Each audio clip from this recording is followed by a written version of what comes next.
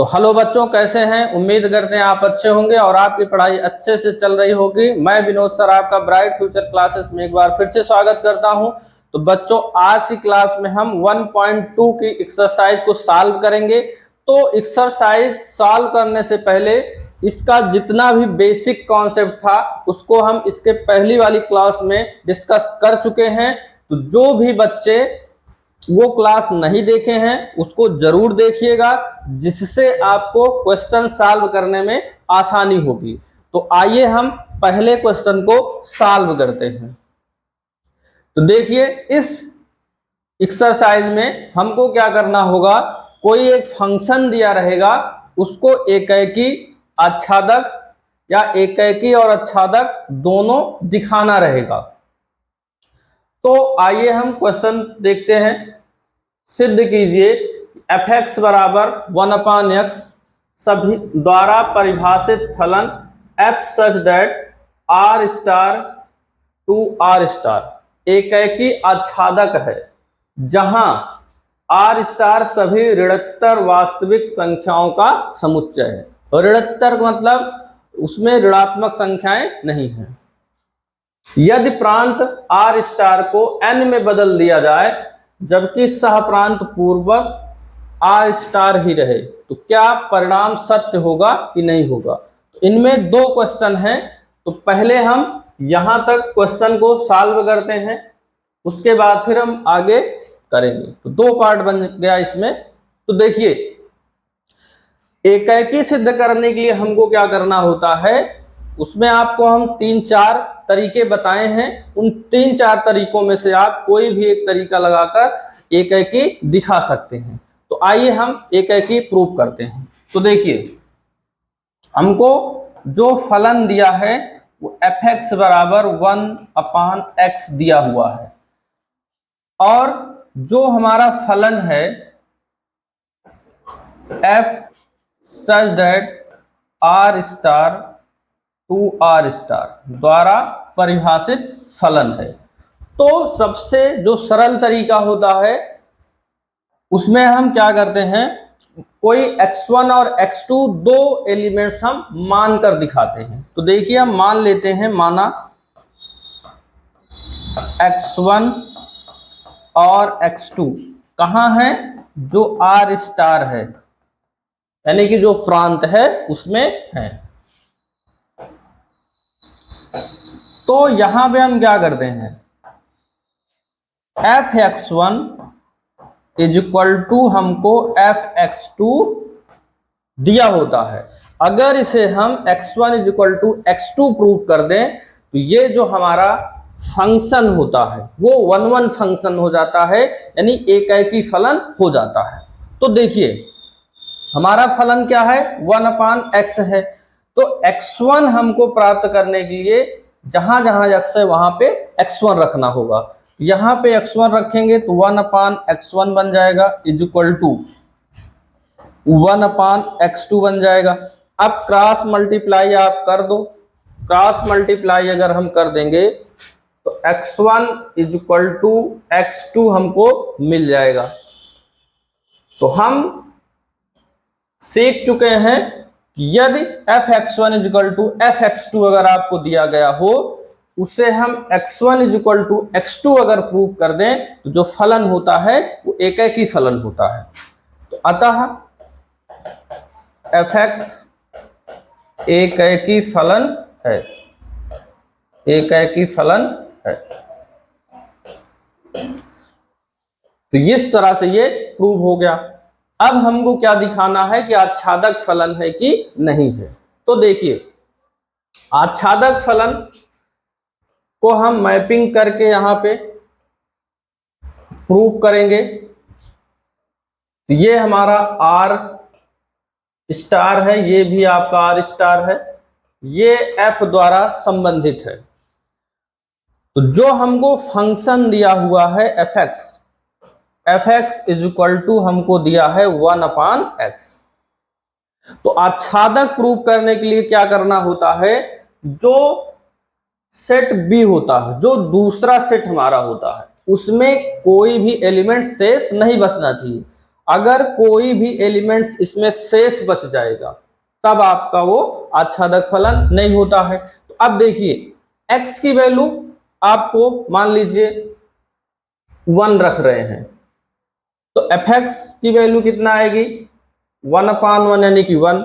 यहां पे अगर आप 2 रखते हो तो यहां क्या मिल जाता है 1/2 मिल जाता है। इसी तरह अगर 3 रखते हो x की वैल्यू तो ये कितना मिल जाएगा 1/3 मिल जाएगा। अगर यहाँ पे 1/2 आप रखेंगे इसके जगह पे तो ये आपको क्या मिल जाएगा 2 मिल जाएगा। तो देखिए ये इससे रिलेशन है। तो एकैकी भी आप इस तरह से देखकर लिख सकते हैं। भाई एकैकी में क्या होता है कि एक का एक के साथ ही संबंध होता है। तो ये इस तरह एकैकी भी लिख सकते हैं और आच्छादक भी लिख सकते हैं। तो देखिए इसमें हम लिखेंगे क्या, यहां पे हम ये लिखेंगे कि सह प्रांत के प्रत्येक अवयव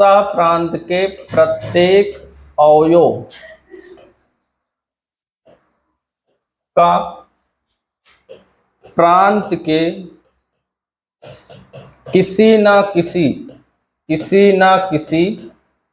के किसी न किसी अवयव,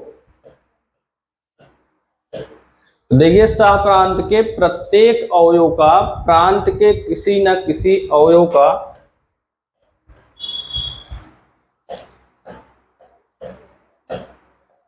प्रतिबिंब है। तो जब प्रतिबिंब है तो अतः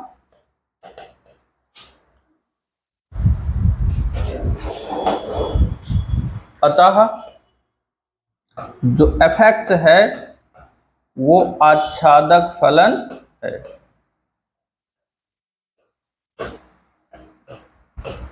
तो इस तरह से इसको आप प्रूव कर सकते हैं। तो ये हो गया आपका पहला पार्ट। अब देखिए दूसरा पार्ट हमको क्या करना था। यहां से दूसरा पार्ट आपका शुरू होता है। जो प्रांत आपका आर स्टार था, आर स्टार का मतलब सभी ऋणोत्तर जो वास्तविक संख्याएं थी उनको n में बदल दिया जाए। n का मतलब नेचुरल नंबर यानी कि प्राकृतिक संख्या में बदल दिया जाए, जबकि जो सह प्रांत है वो आर स्टार ही रहे। तब क्या परिणाम में कोई अंतर आता है कि नहीं आता है। तो आइए हम इसको भी प्रूव कर लेते हैं। तो देखिए इसको प्रूव करने के लिए एक दूसरा हमारा फंक्शन बन जाएगा, उसको हम क्या ले लेते हैं gx ले लेते हैं। gx बराबर 1/x। ये हमारा क्या बन जाएगा g such that n to r star. जो आपका आर स्टार था प्रांत में उसको n में बदल दिया गया। अब इसको हमको एकैकी और आच्छादक दिखाना है। तो वही काम करते हैं, हम मान लेते हैं कि माना x1 और x2 हम मान लेते हैं जो n है उसके एलिमेंट्स हैं। तो हमको पता है कि fx1 = fx2 होता है। अब जहां पे x है वहां पे x1 रख दीजिए यहां पे। तो वहां पे अगर आप हम g माने हैं तो यहां पे भी हम g लिख देंगे। तो हमको क्या मिलेगा 1/x1 = 1/x2। तिरछा गुणा कर देंगे तो x1 = x2 मिल गया। तो अगर x1 = x2 मिल गया तो हम कह सकते हैं कि अतः जो gx है वो एकैकी फलन है, एकैकी फलन है। तो आइए इसी को हम क्या करते हैं आच्छादक प्रूव करते हैं। तो एक सेट ए एक सेट हम बी यहां पे बना लेते हैं। ये n है, ये आर स्टार है, ये g से संबंधित है। तो अब जो हमारा फंक्शन था gx वो है 1/x। तो ध्यान ये रखना है, जो n रखना है वो प्राकृतिक संख्या रखना है, कोई वास्तविक संख्या नहीं रखना है। तो जैसे हम x की वैल्यू 2 रख दिए, चलिए 2 रख देते हैं, तो gx की वैल्यू कितना आएगी 1/2 आएगी। या x की वैल्यू हम 3 रख देते हैं, तो 3 की वैल्यू रखने पे 1/3 आएगी। 4 रख दें, 4 की वैल्यू रखने पे 1/4 आ जा रहा है। अब ध्यान ये रखना है इसमें, जो r स्टार है वो वास्तविक संख्या है।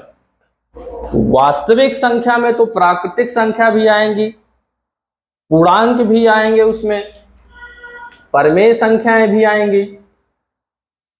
तो यहां मान से बहुत सारे इसमें एलिमेंट्स हैं, क्या यहां पे कोई ऐसी संख्या है n में जो रख दें तो 2 आ जाए, 3 आ जाए, 4 आ जाए? तो ऐसी कोई भी संख्या नहीं है n में जो इस फंक्शन में हम रख दें तो ये सब आ जाए। तो नहीं आएंगे तो इसमें शेष बच जाएंगे। तो जब शेष तो बचना नहीं है, क्योंकि आच्छादक का जो रूल होता है इसमें कुछ भी शेष नहीं बचना चाहिए, और जबकि ये सारी संख्याएं शेष बच जा रही हैं।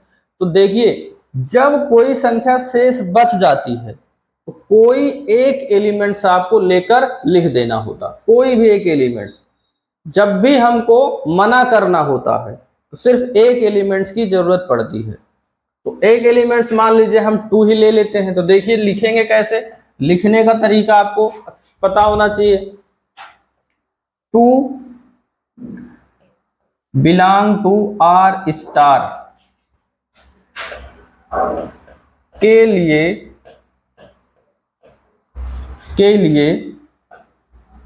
n में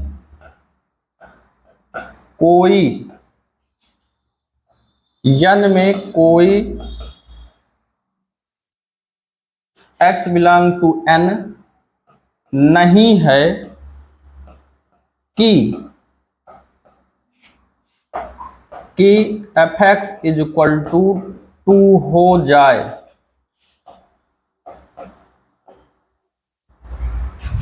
क्या लिखा गया कि 2 बिलोंग टू r स्टार के लिए n में कोई x बिलोंग टू n नहीं है कि fx बराबर 2 हो जाए। यानी कि x की कोई भी ऐसी वैल्यू आप नहीं रख सकते हो कि उसकी वैल्यू 2 आ जाए। जब 2 नहीं आएगा यहां पे तो 2 तो आपका खाली बच गया, तो खाली बच जाता है तो आच्छादक फलन नहीं होता है। तो क्या लिखेंगे, अतः जो gx है वो आच्छादक फलन नहीं होता है, आच्छादक फलन नहीं होता है। तो इस तरह से आप आच्छादक फलन मना कर सकते हैं लिखा। तो आप लोग स्क्रीनशॉट ले लीजिए। तो आइए हम दूसरा क्वेश्चन देखते हैं। तो दूसरे क्वेश्चन में 5 पार्ट हैं। तो देखिए क्या कह रहा, निम्नलिखित फलनों की एकैकी को इंजेक्टिव फंक्शन भी बोलते हैं और आच्छादक को सर्जेक्टिव फंक्शन भी बोलते हैं। तो ये जो फंक्शन आपको दिए गए हैं एक्स स्क्वायर, उसका जो डोमेन है और कोडोमेन है उनमें डिफरेंस है। फंक्शन एक जैसा है, सब में एक्स स्क्वायर ही है। यहां पर भी एक्स स्क्वायर है, तो थोड़ा सा मैनेज कर लीजिएगा अगर स्पष्ट ना दिखाई दे आपको। एक्स स्क्वायर यहां पे आपका एक्स क्यूब है। तो देखिए इसमें सिर्फ क्या है, डोमेन और कोडोमेन का अंतर है। पहले में क्या है, n से n है, दूसरे में z से z है, और तीसरे में r से r है, और यहाँ पे भी क्यूब होना चाहिए, तो यहाँ पे n से n में है, और दूसरे में z से z है। तो अब देखिए इसको हम पहला सॉल्व करते हैं, दिखाते हैं कि एकैकी है कि एकैकी नहीं है। तो देखिए पहला पार्ट, तो fx इज इक्वल टू हमको दिया हुआ है एक्स स्क्वायर और जो फलन है वो n से n में परिभाषित है। तो एक एक ही दिखाने के लिए हम मान लेते हैं, माना x1 और x2 n में है, तो fx1 is equal to fx2, इस ये दिया होता है आपको, x1 is equal to x2 दिखा देना होता है। तो देखिए यहाँ पे हम x1 रखेंगे तो हमको क्या फंक्शन मिल जाएगा, x1 का स्क्वायर। यहाँ x2 रखेंगे तो यहाँ भी x2 रखेंगे, ये हो जाएगा x2 का स्क्वायर। तो दोनों तरफ स्क्वायर लगा है, तो अगर दोनों तरफ स्क्वायर लगा होता है तो उसका जब हम अंडर रूट निकालेंगे तो जो हमको आंसर मिलता है वो मिलता है x1 is equal two plus minus x2 मिलता है। तो यहां आपको एकदम ध्यान से समझना है कि x1 is equal two plus minus x2, लेकिन जो हमको कोडोमेन दिया है वो देख रहे हो कि n दिया है, नेचुरल नंबर दिया है। तो नेचुरल नंबर अगर दिया है तो माइनस तो होगा नहीं उसमें, इसलिए हम x1 इज इक्वल टू क्या लेंगे, सिर्फ प्लस वाला लेंगे।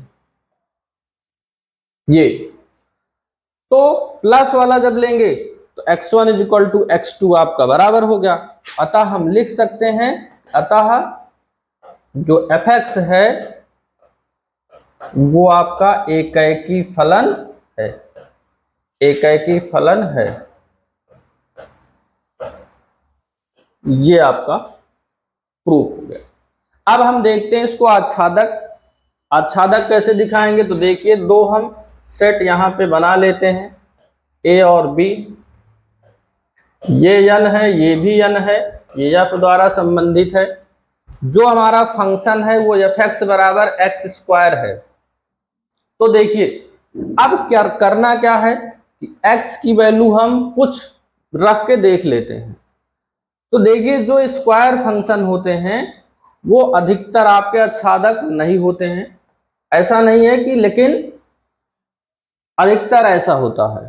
तो देखिए x की जगह पे 1 रखिए आप, यहां रखेंगे तो मिलेगा रिजल्ट क्या, 1 ही मिलेगा।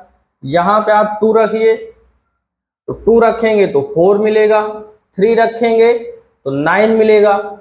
इसी तरह आगे आप रखते चले जाएंगे तो हमको बहुत सारे अवयव मिल जाएंगे।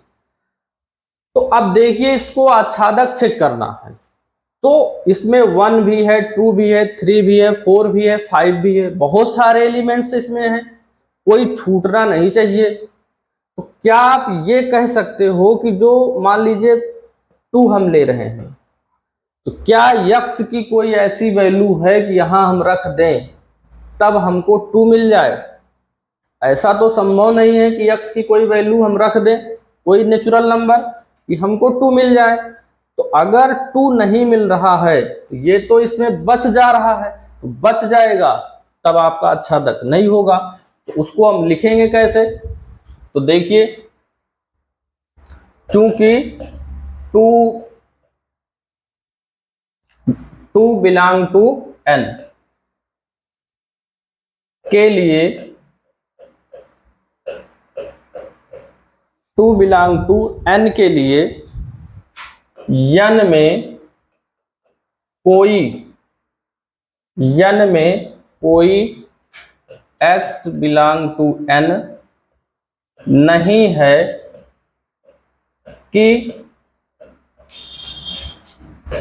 fx बराबर 2 हो जाए। ये आपको इतना सेंटेंस याद रखना है, सारे क्वेश्चन में ये काम करेगा। तो 2 बिलोंग टू n के लिए n में कोई भी ऐसा एलिमेंट्स नहीं है कि यहां पे रख दें तो 2 हमको मिल जाए। तो जब 2 नहीं मिल रहा है तो वो उसमें बच जा रहा है, इसका मतलब ये हुआ। अतः जो fx है वो आच्छादक फलन नहीं है।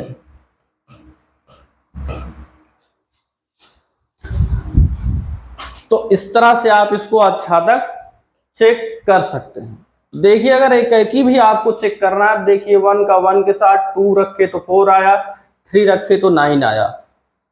तो देख ही रहे हो कि एक का एक के साथ ही इसका रिलेशन बन रहा है।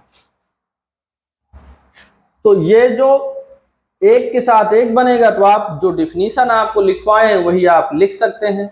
इसके प्रत्येक अवयव का सह प्रांत में अलग अलग प्रतिबिंब है, अतः यह एकैकी फलन है। तो इस तरह से आप एकैकी को भी दिखा सकते हैं। तो अब अगला क्वेश्चन हम देखते हैं।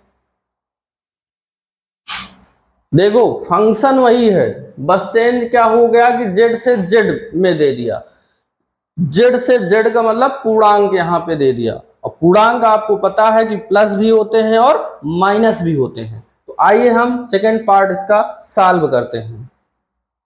तो देखिए, तो हमको जो fx दिया है वो दिया है x², और f such that z to z में परिभाषित है, यानी कि पूर्णांक है। तो देखिए एकैकी के लिए क्या करते हैं, हम मान लेते हैं कि माना x1 और x2 z में fx1 is equal to fx2 ये बराबर होता है, इसको दिखाना होता है x1 is equal to x2। अब देखिए यहां पे आप x1 रखिए, ये क्या बन जाएगा x1 का स्क्वायर, यहां पे रखिएगा तो x2 का स्क्वायर, तो दोनों तरफ स्क्वायर है। तो x1 की वैल्यू और x2 की वैल्यू प्राप्त करने के लिए दोनों तरफ हम अंडर रूट कर देंगे। तो अंडर रूट करेंगे तो x1 की वैल्यू हमको क्या मिल जाएगी, प्लस माइनस x2। ये बहुत ही इंपॉर्टेंट है, इसको आप जरूर ध्यान रखिएगा कि जब भी वर्ग निकालते हैं तो प्लस माइनस में आता है। तो जब प्लस माइनस में आ गया तो अब आप देखिए x1 की वैल्यू एक बार x2 के इक्वल होगी, और x1 की जो वैल्यू है वो माइनस x2 के भी इक्वल होगी, क्योंकि x क्या है, पूर्णांक है। तो पूर्णांक तो प्लस में भी होता है और माइनस में भी होता है। तो आप देख सकते हैं यहां पे जो x1 है उसकी दो इमेज प्राप्त हो रही है, x2 भी और माइनस x2 भी। अगर यहां पे हम बना के देखें इसको तो और स्पष्ट हो जाएगा। ये जो x1 है और ये x2 माइनस है, ये मान लीजिए प्लस x2 है। तो x1 की जहां पे देख रहे हो हमको क्या प्राप्त हो रहा है, ये माइनस x2 भी प्राप्त हो रही है और यहां पे ऐसे भी प्राप्त हो रही है। तो इसकी आपकी दो वैल्यू मिल रही है। तो इसको अगर हम ऐसे उल्टा लिख दें, यानी कि माइनस x2, क्योंकि ये इस तरह से अगर हम बनाएंगे तो हमारा फंक्शन ही नहीं हो पाएगा, क्योंकि यहाँ पे 2 हो गया। तो इसको हम ऐसे लिखें x1 माइनस x1, और देखिए यहाँ पे फिर से कर लेते हैं।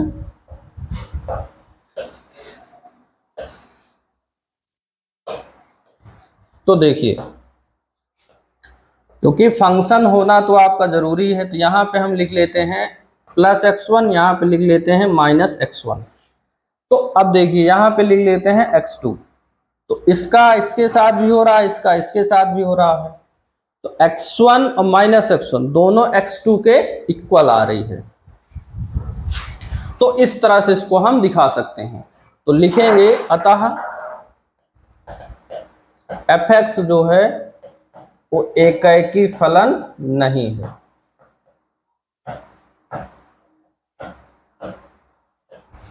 ये एकैकी फलन नहीं हो गया। अब इसको हमको प्रूव करना है आच्छादक। तो आच्छादक के लिए क्या करना है, तो देखिए यहां पे हम बना लेते हैं 2 सेट।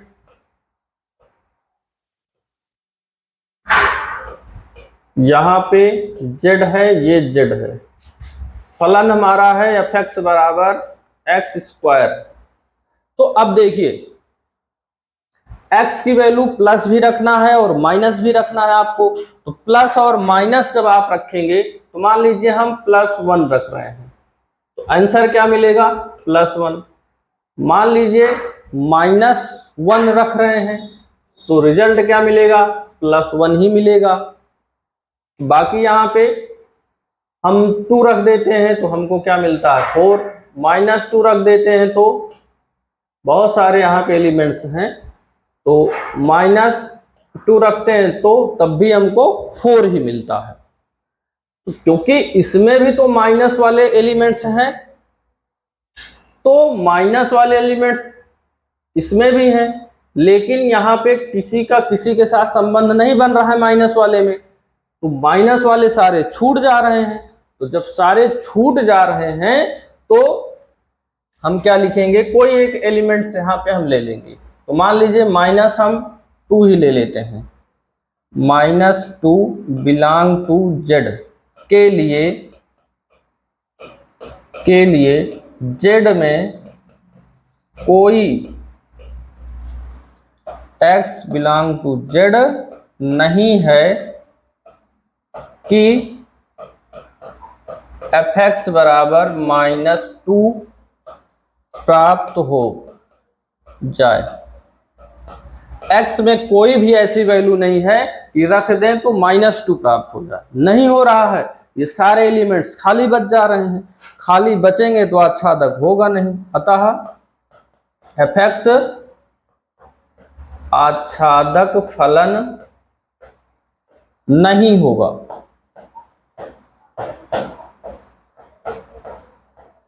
ये यहां पे हम दिखा दिए, तो स्क्रीनशॉट इसका ले लीजिए। तो आइए हम देखते हैं। अब देखिए, अगर आपको एकाकी भी इसी तरह से अगर लिखना है तो आप देखिए कैसे लिख सकते हैं, ये भी आपको बता दे रहे हैं। अगर इस तरह से आपको लिखना है तो आप लिख सकते हैं। देखिए 1 का 1 के साथ, -1 का भी 1 के साथ, 2 का 2 के साथ हो गया, -2 का भी 2 के साथ हो गया। तो आप लिखेंगे कैसे? लिखेंगे ऐसे कि डोमेन के प्रत्येक अवयव का को डोमेन में भिन्न भिन्न प्रतिबिंब नहीं है, अतः यह एकाकी फलन नहीं है। तो इस तरह से आप दिखा के और आप लिख सकते हैं थ्योरी रूप में, नहीं तो आप इस तरह से तो कर ही सकते हैं। अभी आगे क्वेश्चन में हम इस तरह से भी लिखकर आपको बता देंगे। अब देखिए, जो तीसरा वाला आपका क्वेश्चन है वो R से R में है, R से R में परिभाषित है। इसको आप लोग घर से यानी कि आप होमवर्क करिएगा। अब आपको हम बताते हैं चौथा पार्ट इसका। fx बराबर x³ द्वारा प्रदत्त जो फलन है वो n से n में परिभाषित फलन है। इसको चेक करना है कि क्या ये एकाकी आच्छादक है कि नहीं है। तो आइए हम क्वेश्चन नंबर 4 चेक करते हैं। तो क्वेश्चन नंबर 4 आप देखिए, ये fx बराबर हमको दिया है x³ और ये जो फंक्शन है वो n से n में परिभाषित है, ये ऐसे परिभाषित है। जब n से n में परिभाषित है तो इसको पहले हम एकाकी चेक करते हैं। तो देखिए, अगर हम 2 सेट यहां पे बना लेते हैं a और b, ये f से परिभाषित है। अब देखिए fx बराबर है x³, तो अगर मैपिंग की मदद से अगर आपको दिखाना है तो आप कैसे दिखाएंगे? देखिए x की वैल्यू 1 रखेंगे तो मिलेगा क्या हमको? x की वैल्यू अगर 1 रखेंगे तो 1 मिलेगा, अगर यहाँ पे 2 रखेंगे तो यहाँ पे क्या मिलेगा? 8 मिलेगा, अगर यहाँ पे 3 रखेंगे तो fx की वैल्यू हमको 27 मिलेगा। तो देख ही सकते हैं ये एक का एक के साथ इसका रिलेशन बन रहा है। तो हम लिख कैसे सकते हैं? तो देखिए, इस तरह से आपको चित्र बनाना है और लिखना क्या है? तो लिखेंगे प्रांत के प्रांत के प्रत्येक अवयव का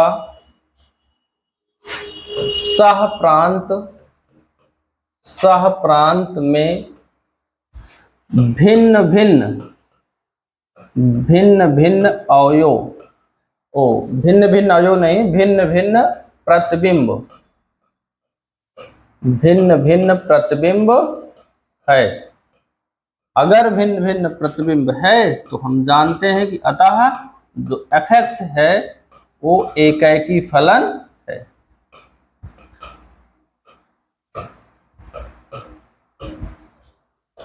तो एकाकी फलन आप इस तरह से लिखकर भी बता सकते हैं कि एकाकी फलन है कि नहीं है। तो आइए हम आच्छादक को दिखाते हैं कि आच्छादक फलन है कि आच्छादक फलन नहीं है। तो देखिए ये जो सेट्स है ये भी नेचुरल नंबर है और ये भी आपका नेचुरल नंबर है। तो नेचुरल नंबर में 1 2 3 4 5 6 ये सारे आपके एलिमेंट्स हैं। तो अगर इसके बीच में अगर हम देखें तो 2 है, 3 है, 4 है, इस तरह से 5 है, 6 है, 7 है, ये सभी एलिमेंट्स जो आपके हैं वो सब छूट जा रहे हैं, क्योंकि जो सेट ए है आपका उसमें कोई भी ऐसा एलिमेंट्स नहीं है कि यक्स यहां पे रख दें तो हमको ये बी में प्राप्त हो जाए। तो नहीं प्राप्त हो रहा है, छूट जा रहा है। और अगर छूट जाता है तो आच्छादक नहीं होता है। तो उसके लिए कोई भी एक एलिमेंट्स आपको लेकर दिखा देना है कि आच्छादक नहीं है। तो हम 5 ले लेते हैं इसमें। तो देखिए क्या लिखेंगे, क्योंकि 5 बिलोंग टू n के लिए n में कोई, ये जो n है पहला वाला सेट है, n में कोई x बिलोंग टू n नहीं है कि fx इज इक्वल टू 5 हो जाए। यानी कि x ये है, ये x के एलिमेंट्स हैं। तो x यहाँ पे कोई ऐसा नहीं है कि यहाँ पे रख दे तो 5 प्राप्त हो जाए। और अगर 5 प्राप्त नहीं हो पाएगा तो हम कह देंगे कि अतः जो fx है वो आच्छादक फलन नहीं है। तो आच्छादक फलन नहीं है। तो ये हम दिखा दिए। तो अगर आप मैपिंग करके इस तरह से 2 सेट्स बना के अगर आप एकाकी और आच्छादक दिखाते हैं, बहुत ही आसान तरीका है, बस थोड़ा सा समझना होता है आपको। तो अगर अच्छे से आप इस वीडियो को देखेंगे तो जरूर आपके समझ में आएगा। और जो क्वेश्चन बचे हुए हैं वो क्वेश्चन आप लोग आसानी से सॉल्व कर सकते हैं। तो इसका जो लास्ट वाला है 5वां क्वेश्चन, तो उसको आप लोग स्वयं से करिएगा। तो आज की क्लास में इतना ही।